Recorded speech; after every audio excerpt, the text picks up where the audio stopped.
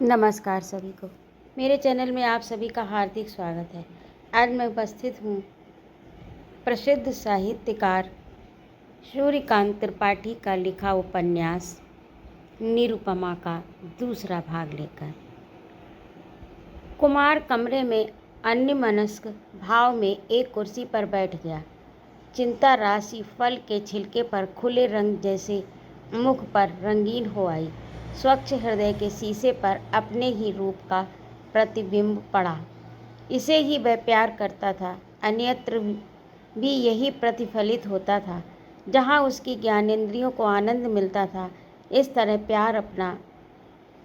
तरह प्यार आप अपना आकर्षण पैदा करता था। मनुष्य होकर पश्चात विद्वान बनकर इसी की रक्षा के लिए वह तत्पर रहा था। हृदय का निष्कलुष तत्व जीवन के पथ पर पथिक जीव के विचलित स्खलित होने पर मलिनत्व को प्राप्त होता क्रमशः उसे पतित कर देता है। तब वह जानता था कि पहले स्थूल रूप से समझा था, अब सूक्ष्म रूप से जानता है। पहले ये प्यार शक्ति के रूप में था, अब उसे मनुष्य योचित शिक्षा के अर्जन की धुनी थी। इसीलिए समाज और घर वालों का विरोध उसने किया था अपनी शिक्षा के समस्त सोपान तय करने के लिए। अब वह अपनी प्रज्ञा में स्थित है, उसकी पुष्टि में लगा हुआ। इसीलिए जो ठोकरें मिल रही हैं, उन्हें दूसरों की कमजोरी समझकर वह समर्थ होकर संसार के मुकाबले के लिए तैयार हो रहा है। उस पर बहुत बड़ा उत्तरदायित्व है। वह कुछ भी पूरा नहीं कर सका। दूसरे अपने स्वार्थ के समक्ष उसे अपरास्त भी परास्त करार देते गए हैं। वह पुनः पुनः संभलता, पैर उठाता बढ़ता जा रहा है। यही उसके चेहरे पर खिली रंगीनी है और भविष्य के कार्यक्रम पर विचार उसकी चिंता। घड़ी में टन टन कुछ बजा 8 है, 9 या 10 उसे पता नहीं, गिना भी नहीं। एकाएक सामने टेबल पर नजर गई। देखा चाय रखी हुई है, ऊपर से धुआं नहीं उठ रहा। प्याले में हाथ लगाकर देखा, अभी पीने लायक है। उठाकर पीने लगा। नौकर फिर आया।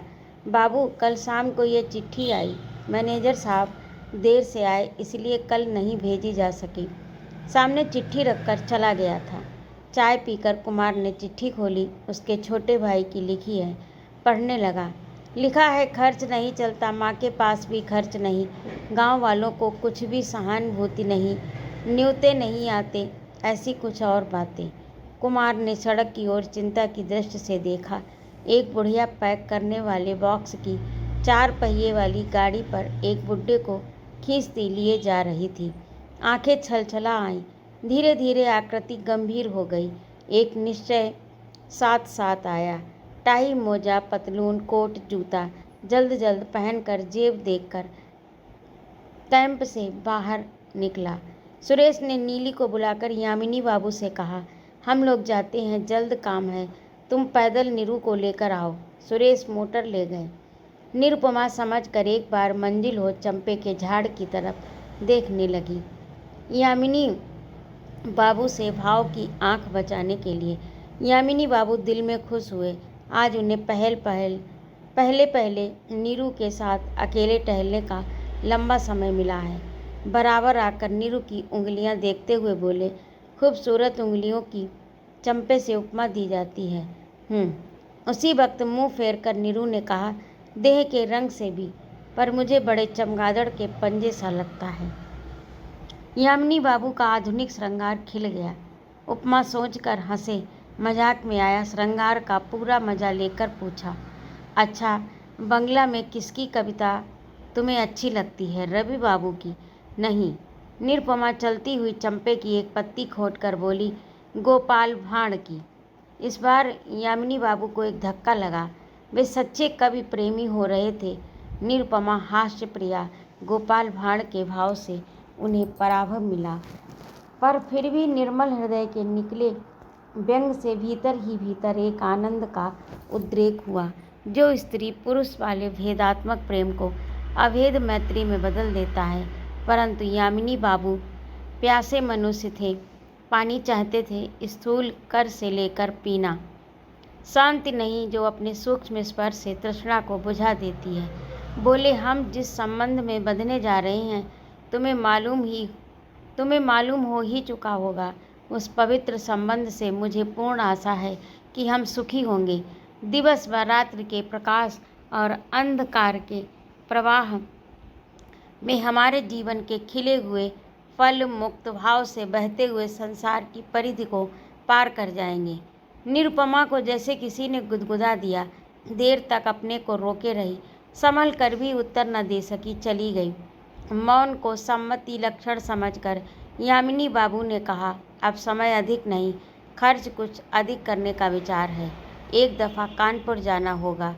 रेहन की एक संपत्ति है, हालांकि करार की मियाद पूरी हो चुकी है, पर रजिस्ट्री की अभी है।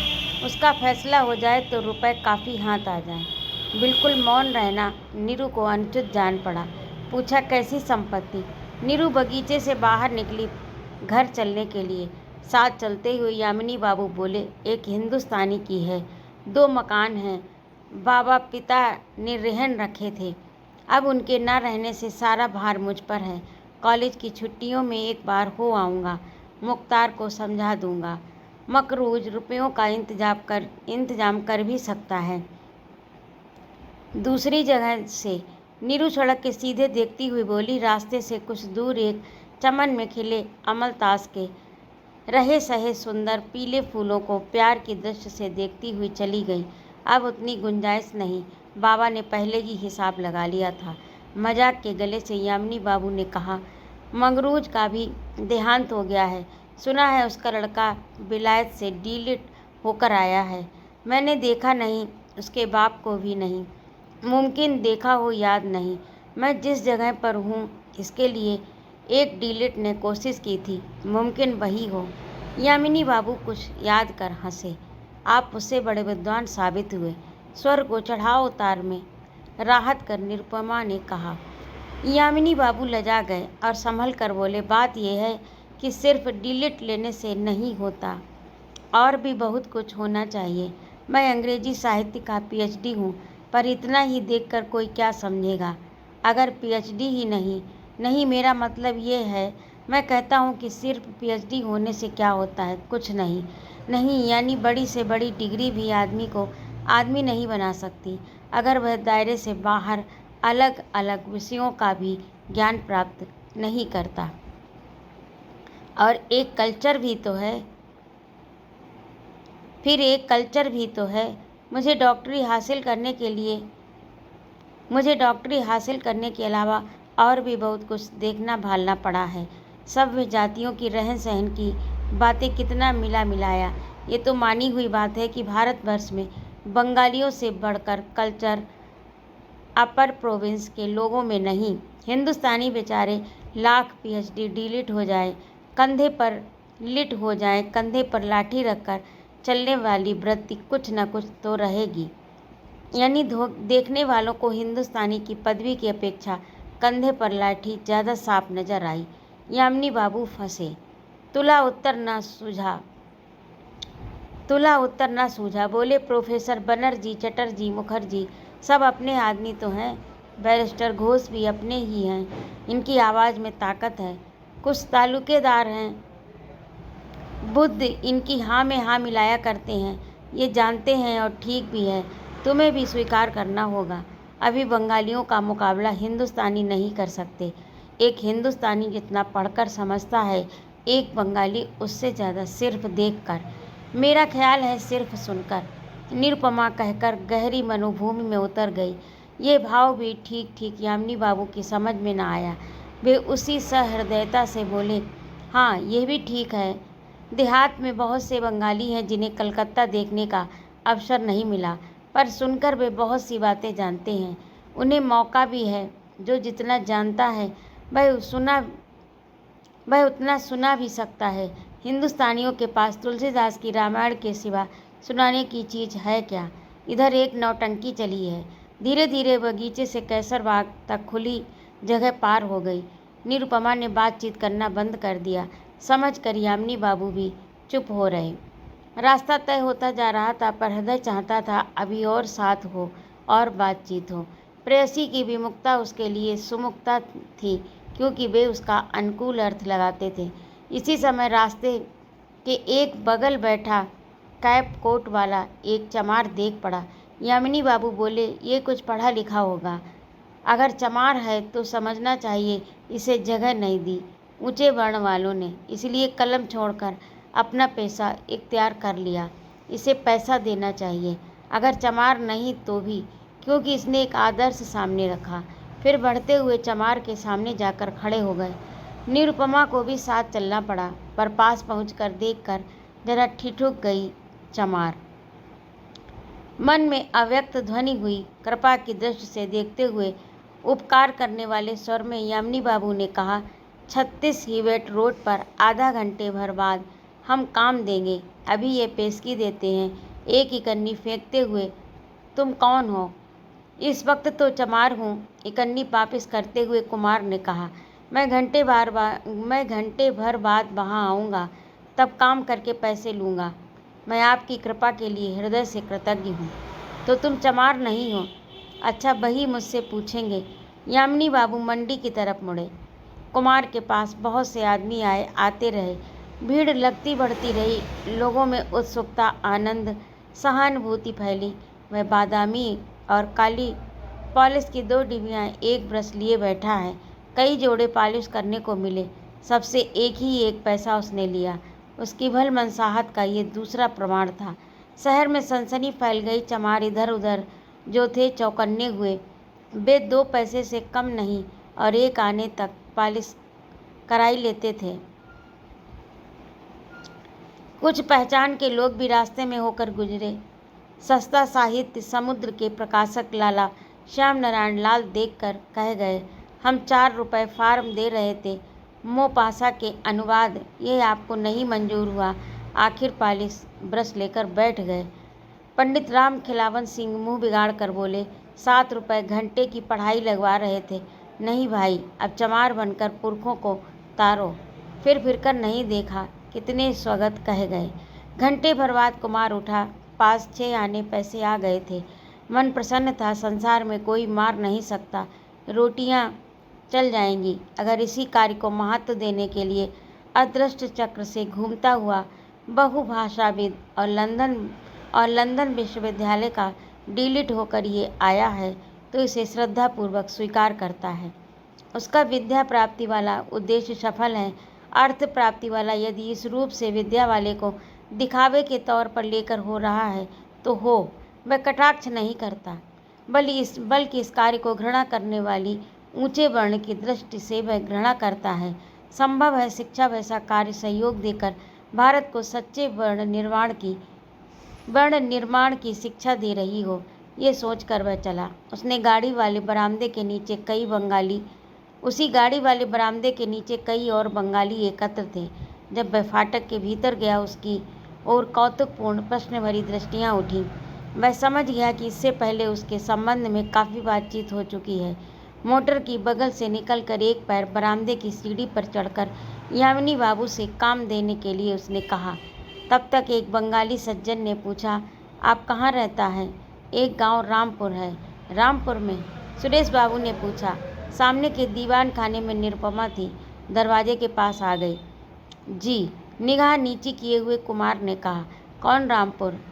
सुरेश बाबू ने देखते हुए कहा, जिला उन्नाव में एक मौजा है। अच्छा। सुरेश और निरुपमा की हंसती हुई दृष्टि एक साथ मिल गई, एक ही भाव से जैसे। रामपुर में आप किस घर के हैं? सुरेश बाबू ने पूछा। मिश्रा के यहाँ का। आप ब्राह्मण हैं? एक बंगाली सज्जन ने पूछा। जी। प्रसन्न होकर सब बंगाली हंसे। आपके पूज्य पिताजी का शुभ नाम? सुरेश बाबू ने पूछा, मन में निश्चय किए हुए। पंडित गिरजाशंकर मिश्र। आपने, माफ़ कीजिएगा, कहाँ तक शिक्षा प्राप्त की है? एक बंगाली सज्जन की ध्वनि में भाव का आवेश स्पष्ट हो रहा था। कुमार हंसा। प्रश्न की सदा सहता समझकर संयत स्वर से कहा, मैं लंदन का डीलिट हूँ। निरुपमा बिल्कुल सामने आ गई। ऐसी दृष्टि से देखने लगी जैसे वहाँ कोई न हो। आपका शुभ नाम? उस बंगाली ने पूछा। मुझे कृष्ण कुमार कहते हैं। आप अधिक समय न लें, बड़ी कृपा होगी अगर मेरा काम मुझे दें। यामिनी बाबू गहरे में डूबे हुए कितने विषय, कितनी बातें आई गई। यह वही व्यक्ति है, अभी अभी इसकी चर्चा हो चुकी है। भाव बदला। निरुपमा को देखा, फिर कुमार को नहीं समझ सके कि होटल वाला वही आदमी है। तब अच्छी तरह देखा न था। जेब से 1 रुपया निकाल कर बढ़ाते हुए अंग्रेजी में बोले, लो, हम तुमसे जूते पालिश करवाना अपना अपना अपना अपमान समझते हैं। तुमने बड़े साहस का काम किया है। ये हमारी सहायता, हमें आशा है स्वीकार करोगे। कुमार ने उसी तरह उत्तर दिया, आपको धन्यवाद देता हूँ। मैं इस तरह की सहायता नहीं चाहता। क्षमा करेंगे, आप शिक्षित हैं, आपको शिक्षा देना व्यर्थ है। इतने से आप अच्छी तरह समझ लेंगे। अच्छा, आप सब सज्जनों को धन्यवाद। फिर कृतज्ञ दृष्टि से एक बार निरुपमा को देखकर धीरे धीरे फाटक के बाहर आया। यामिनी बाबू नीरू को देखते हुए सुरेश से बोले, इसी के 2 मकान कानपुर में हमारे रेहन हैं। इसके बाप ने बाबा के पास रखे थे, इसके खर्च के लिए शायद, और जो काम कर रहा हो। निरुपमा को देखकर सुरेश बोले, इसकी जमींदारी थी रामपुर 16 आने। नीली मार खाकर जिस तरह निरुपमा से नाराज हुई थी अनादरत होकर, उसी तरह यामिनी बाबू से हुई। वह शारीरिक शक्ति में दीदी या यामिनी बाबू से कम है, पर बदला चुकाने की शक्ति में नहीं। जिस समय चमार के रूप में कुमार गया था और उसके उत्तरोत्तर बढ़ते परिचय से लोगों में आश्चर्य और श्रद्धा बढ़ रही थी, उस समय बिना व्यक्तित्व और बिना विशेषता की समझी गई नीली भी एक बगल खड़ी हुई सब कुछ देख सुन रही थी। नीली भी एक बगल में खड़ी हुई सब कुछ देख सुन रही थी। उसे अपने प्रति होने वाली अवज्ञा की परवाह नहीं थी। कारण उसने निश्चय कर लिया था कि ऊंचाई, शक्ति और विद्या जैसी कुछ ही बातों में वह दूसरों से छोटी है। जब वह उनकी ऊंचाई तक पहुंच जाएगी तब वैसी हो जाएगी। यूँ दूसरों की तरह वह भी बातें समझ लेती है। कुमार के चले जाने के बाद देर तक उसके संबंध से बातें होती रहीं। वह सब समझी। वहाँ कई और बंगाली युवक थे। उन लोगों ने कुमार के विद्वान होने पर भी जूता पालिश करने का पेशा इख्तियार करने की तारीफें की। पहले देर तक बहस हो चुकी थी कि देश गिरा हुआ है, गुलामों की कोई जाति नहीं, फिर भी जातीय ऊंचाई का अभिमान लोगों की नस नस में भरा हुआ है। इससे मानसिक और चारित्रिक पतन होता है। हम लोगों के एक दूसरे से न मिल सकने, इस तरह जोरदार न हो पाने का ये मुख्य कारण है। इतने बड़े विद्वान का निसंकोच भाव से ये कार्य इख्तियार करना महत्व रखता है। इससे लोगों की आंखें खुलेंगी, उन्हें ठीक ठीक मार्ग सूझेगा।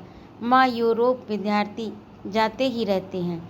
यूरोप विद्यार्थी जाते ही रहते हैं, या तो वहाँ बिगड़ जाते हैं या मेम लेकर, नहीं तो पदवी के साथ अपने काले रंग के गोरे होकर आते हैं, अपनी संस्कृति के पक्के दुश्मन बनकर।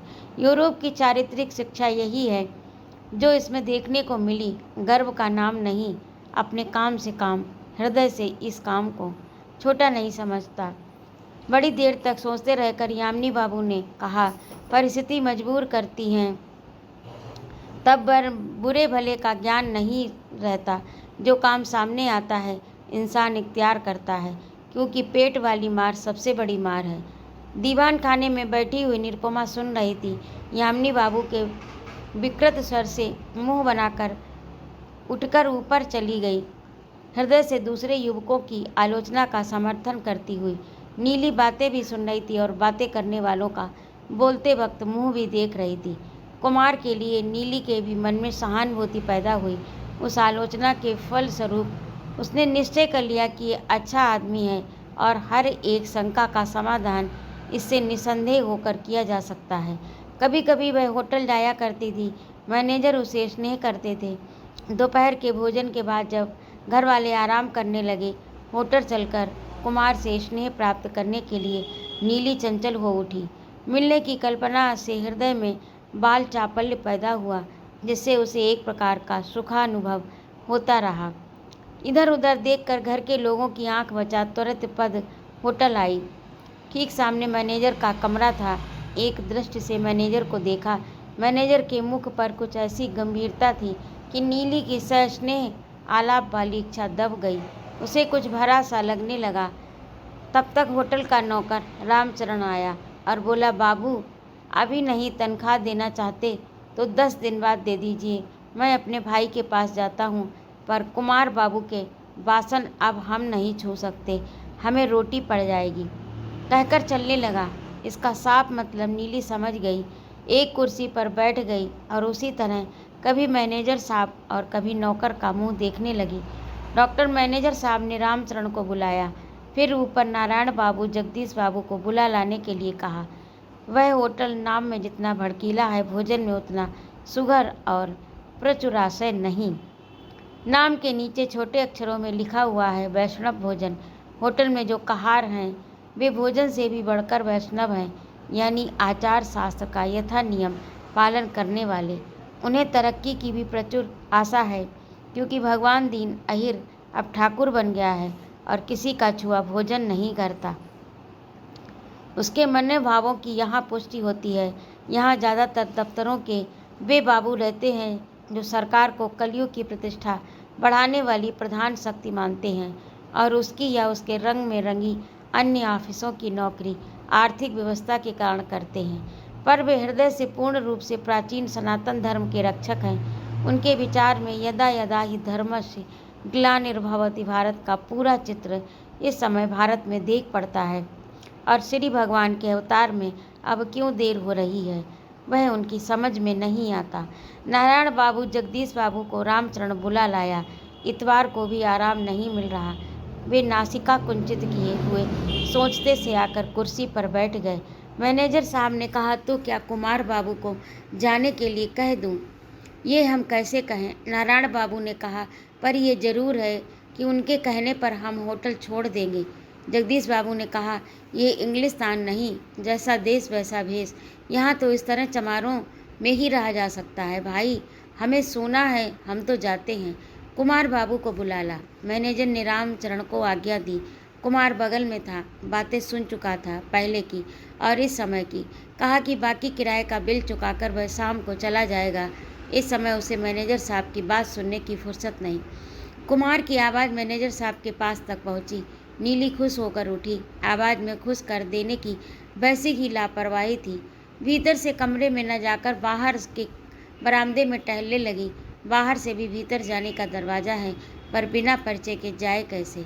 मैनेजर से पूछताछ कर कोई सूरत निकालती, पर उसकी जगह न रही। मैनेजर कैसा आदमी है, इसे अक्ल नहीं, होटल वाले गधे हैं। नीली बरामदे में टहलती रही। कुमार के झरोके के पास इच्छापूर्वक धीरे धीरे कि वह टोके, स्नेह करे, तब बातचीत हो। उसे कुमार जैसा आदमी पसंद है। होटल वालों को मालूम नहीं कैसे आदमी से प्यार और किससे घृणा करनी चाहिए। जब कुमार ने नीली को गिन गिन कर पैर रखते देखा, तब समझ गया कि सामने वाले घर की लड़की है। वह उसके घर गया था, इसीलिए उसे समझा देना चाहती है कि वह भी आई हुई है और उसके प्रति उसकी सहानुभूति है। बंगला में कुमार ने आवाज़ दी, क्यों? नीली खुश होकर आगे बढ़ गई। वहाँ से उसका मुंह न देख पड़ता था। उठकर कुमार ने दरवाज़ा खोला। देखकर लजाकर नीली दूसरी तरफ देखने लगी। टोकने से लड़कियाँ अक्सर भाग जाती हैं। नीली भागी नहीं। कुमार की इच्छा हुई उसे बुलाकर बैठाए, उससे बातें करे। इधर दोपहर भर धर्म और नीति की बहस सुनते सुनते परेशान हो रहा था। कहा, एक तस्वीर मेरे पास पहुंची है, बहुत अच्छी है, आओ तुम्हें दूं। एक दफ़ा सारी देह हिलाकर नीली ने नहीं नहीं की, फिर धीरे धीरे कमरे में गई। कुमार बंगला बोला।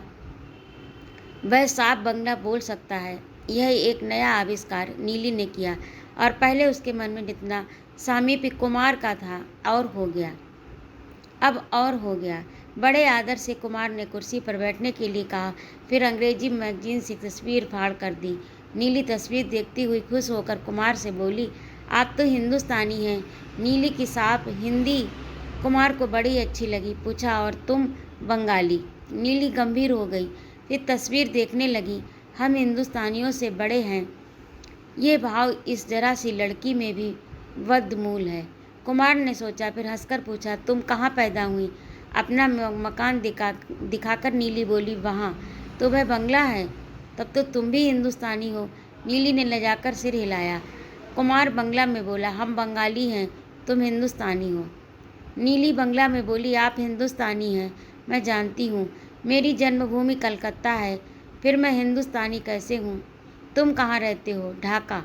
कुमार जोर से हंसा और बंगला का पूर्व बंग वालों पर मजाक बनाया एक पद्य कहा। पद्य बहुत मशहूर है, नीली भी जानती थी। चूँकि यह पूर्व बंग की थी इसलिए उसका उत्तर भी उसने रट रखा था, जो पूर्व बंग वालों का बनाया हुआ था, सुना दिया। फिर बोली, दीदी कलकत्ते की है। कुमार ने नीली के मकान में जूते पालिश करने के लिए जाकर भी निरुपमा को देखा था, समझ गया, पर उस पर कोई बातचीत न की। कहा, तुम लोग ढाके के बंगाली बनो, इससे तो बेहतर है कि लखनऊ के हिंदुस्तानी रहो। बंगाली हम हैं।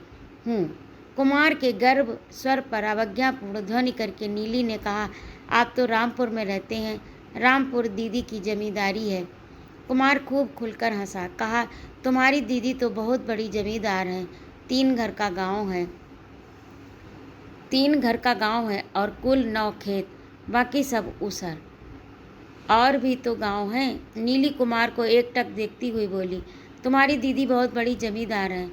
शादी हो जाएगी तब जमींदारी रखी रहेगी, तब तुम जमींदार होगी। नहीं, आप समझे। कहा, तो दीदी कलकत्ते की हैं, हम ढाका के। हाँ, गलती हो गई। तुम्हारी दीदी कलकत्ते से यहाँ कैसे आकर जमींदार बन गई?